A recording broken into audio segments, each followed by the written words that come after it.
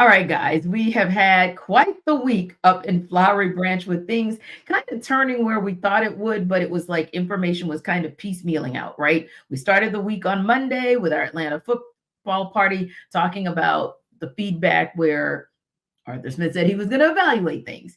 And then first thing Tuesday morning, we get the word from the Athletics' Jeff Schultz that there is no more evaluation. Taylor Heinicke is your starter. And then we got confirmation a couple of hours later when the Atlanta Falcons released their depth chart. And Taylor Heinicke was in the one spot. But another layer then happened. Maria, one of your colleagues over at Tegna, over at 11 Alive, Jeff Hullinger, had an opportunity to speak with Arthur Blank, and some interesting comments came out of that to the point where we're now saying, okay, we always talk coach speak, right? We're always translating coach speak, but now we might have to translate owner speak. So Arthur Blank in that interview with Jeff said that while making the playoffs this season was never a requirement for Smith to keep his job, the expectation was for the team to be more competitive this year. Remember, Falcons have finished 7-10 both in 2021 and 22. Here's a quote from Mr. Blank. I think through this part of the season, it's been mixed, quite honestly. That's what I think. And that's what the coach would say. Arthur Smith is a very honest man. He looks at himself very critically. So he comes from a beautiful family that has great values, and he reflects those values in his leadership the best he can. But then he says, so we'll see how the season plays out and go from there. So when you hear that, Maria, translate for me that owner speak. Where was there frustration? Did he tip his hand a little bit about the caveat of what we see in these last three games? What was your sense of what you heard from him? How much time do you have? No, but I have racked my brain about this ever since I heard it. And, good on Jeff for asking those questions when he was in front of Arthur Blank. Jeff worked for the Falcons for a long time ago. And then he ended up working for Fox and then for us and now with Georgia Public Broadcasting. So he has a longstanding history of being friends with Mr. Blank and being around him. And so I think it was important for him to ask those questions. And I know that Arthur's always going to answer Jeff to the best of his ability and as honest as possible. So there's a lot of things to this, and I'm going to try to choose my words really carefully here. I think that, with Arthur saying, let's see how it plays out, in my mind, where it sits right now and everything that he said in that interview, he does not have an intention on firing Arthur Blank. Just my opinion. Or Arthur Smith, sorry, a lot of Arthurs. Yes. But, however, I do think that if there is an 0-3 situation for the remainder of the year and you lose out the rest of your games, I think it makes it very difficult for him to keep him around.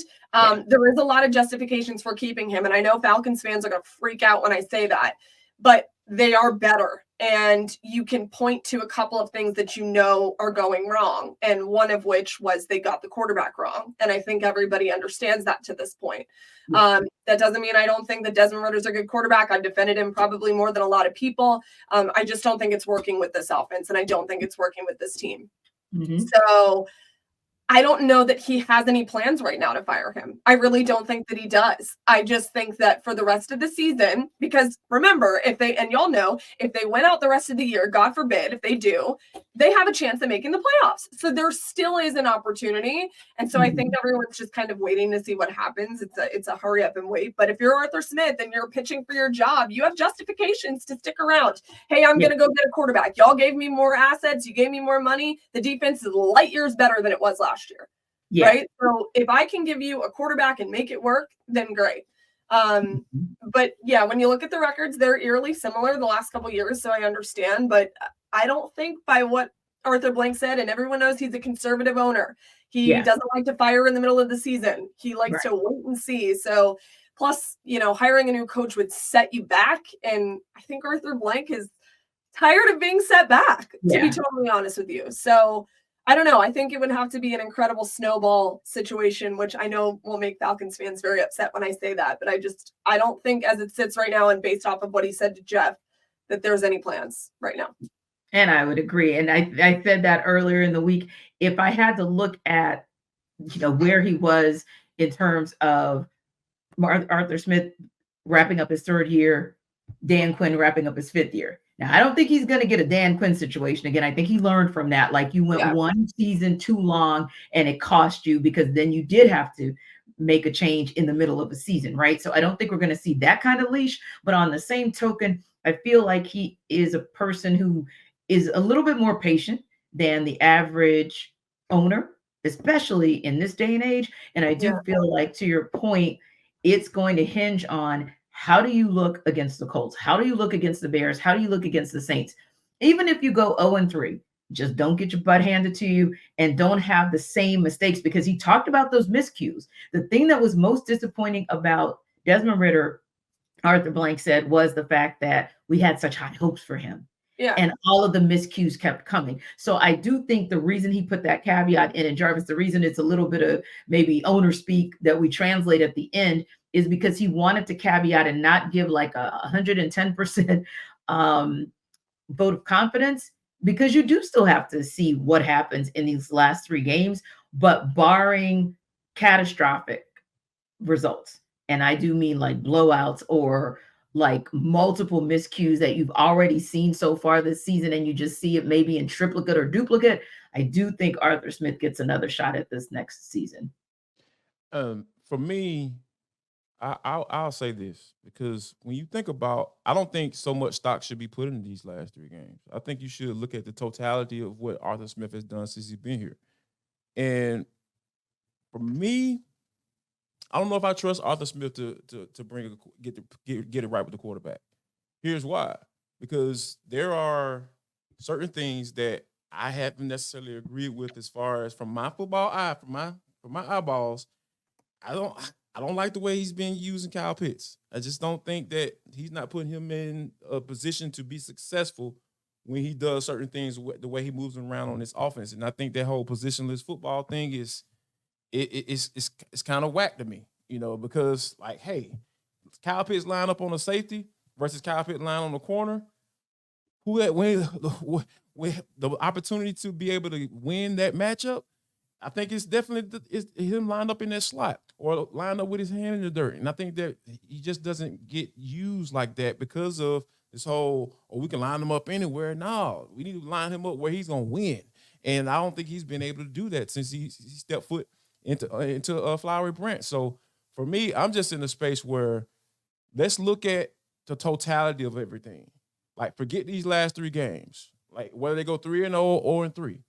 Look at the entire body of work, and let's kind of take this whole salary cap money stuff out too, because I don't buy that either, because this is the NFL. It's built for you to turn it around within a year. We've seen it time and time again. Teams come out of nowhere. Oh my God, we didn't expect this team to be this good at the end of the year, or we didn't expect this team to get into the playoffs and make a run, or to the AFC Championship or the NFC Championship. It happens all the time. So even within the division, like the Saints always figure out a way to be in the running for the NFC South division. Always. They always figure it out. And what we've been saying about this salary captivity all these years. Oh, how they figure out. They move this money around. They move that money around. And Terry Fontenot comes from that organization. So, yeah, I don't buy that. I'm not buying that as an excuse. So, yeah, I'm saying all that to say, when Arthur Blank said that, it kind of made me cringe a little bit, because I'm just like, all right, man, you going to put all your decision-making skills on 3 games? No, you don't need to do that, sir. Mr. Blank, look at the totality of it and ask yourself, do you trust him to pick another quarterback? Or do you trust him to do the right thing with whatever quarterback you bring in here? Because you know what'll put you behind the 8 ball longer than switching out coaches? Picking the wrong quarterback, especially in the first round. Yeah. And I think that what he's saying is he does trust him. I think that everything he said prior to that final sentence was a vote of confidence, but he left himself a little leeway, because in the event that he goes back, and I don't think he's necessarily just looking at the 3 games. I think he's basically saying, I trust you. I'm bringing you back. But if you give me a reason in these last 3 games to change my mind of where I stand today, meaning that the 3 games look like the worst of this season and the worst of last season and the worst of the season before, then it kind of tips the scales. The other piece I think there, before we move on and talk a little bit about what Arthur Smith had to say, is this. Jarvis, you make a great point. It depends, because yes, they don't say, now they don't say as much as Thomas Dimitroff and Dan Quinn said that they were co-builders, but they still kind of act like a 1-2 punch, Arthur Smith and Terry Fontenot. But it depends on who made that move. Like, who was more in Desmond Ritter's camp? Was that Arthur Smith driving the bus? Was it Terry Fontenot driving the bus? Now, Arthur Blank knows which one of them was driving the bus more so on Desmond Ridder, but that could also kind of play into it. Like, how do we go about moving on and going for that next quarterback? And who was the one driving the bus on this one? Some of those things may play into it as well, because like we said, I think we all believe Terry Fontenot is probably safe, but we also don't know if Terry Fontenot is driving the bus on Desmond Ridder. Now, speaking of Arthur Smith, he said he believes the journey, in fact, isn't over for Desmond Ridder, even though he is not going to be the QB1 for the rest of the season for the Falcons. But Maria, is it over for Ridder as an Atlanta Falcon? Well, let me just say that I think that the quarterback in the NFL is one of the hardest things to get right. One of the hardest things to get right. And that's not me defending, what they've picked and all that. I also just don't think it's necessarily fair to put all this pressure on a third-round quarterback and say he's going to be your franchise quarterback. More often than not, that's not going to work out. And look what happened, right?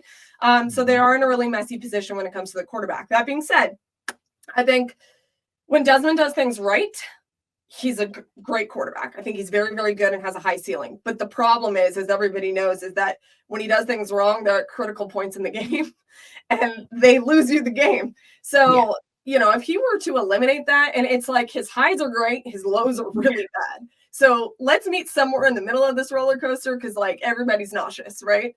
And I know that he's more frustrated than anybody else. And the fact that they are so close and that they are, one play away and one drive away, they're not getting blown out. This team doesn't totally suck.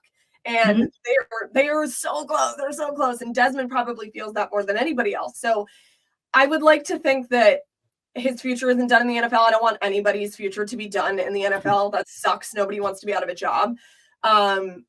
I tend to believe that we probably won't see him here again.